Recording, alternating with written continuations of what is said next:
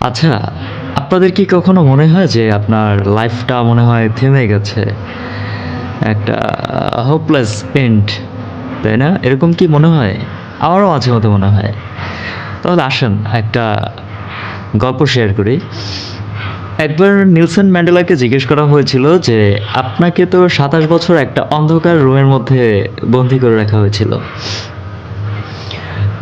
Just ভেন্টিলেটরের আ ওখান থেকে একটু আলো আসতো। তো ২৭ বছর আপনি কিভাবে ছিলেন? ম্যান্ডেলা উত্তর দিলেন যে, "আমি অন্ধকার রুমে ছিলাম ঠিকই। আমার বডিটা জাস্ট ওখানে বন্দি ছিল।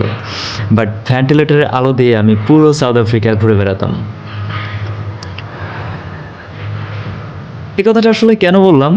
যে মানুষের একটা ইচ্ছা শক্তি থাকতে হয়। দেখেন আপনার জন্য একটা দরজা বন্ধ হয়ে গিয়েছে হয়তো। বাট হাজারটা জানালা খোলা আছে। আপনি হচ্ছেন গিয়ে একমাত্র ব্যক্তি যে কিনা চাইলেই নিজেকে রিপ্যাটার্ন করতে পারেন। আবারও শব্দটা বলছি, রিপ্যাটার্ন করতে পারেন। দেখেন, আপনার যখনই মনে হয় যে আপনাকে দিয়ে কিচ্ছু হবে না, আপনার জীবনটা হয়তোবা এখানেই শেষ। খেয়াল করবেন, মোমবাতি যখন আলো দেয়, চারপাশটা কিন্তু আলোকিত থাকে, তাই না? সূর্য যেই পাশটাতে আলো দেয়, ওই পাশটা কিন্তু খুবই আলোকিত থাকে। বাট সূর্যটা যাদের পেছনে থাকে, তারা কিন্তু ওই মুহূর্তে অন্ধকারে থাকে। মোমবাতিটাও খেয়াল করে দেখবেন যে মোমবাতির নিচের দিকে কিন্তু অন্ধকার থাকে।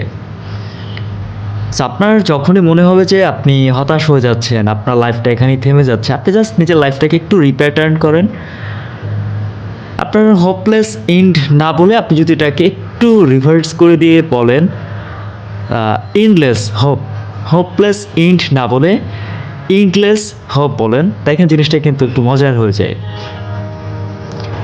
যেহেতু তালা আছে, চাবিটা অবশ্যই আছে। জাস্ট চাবিটা খুঁজে নেওয়ার দায়িত্ব আপনার। ধন্যবাদ।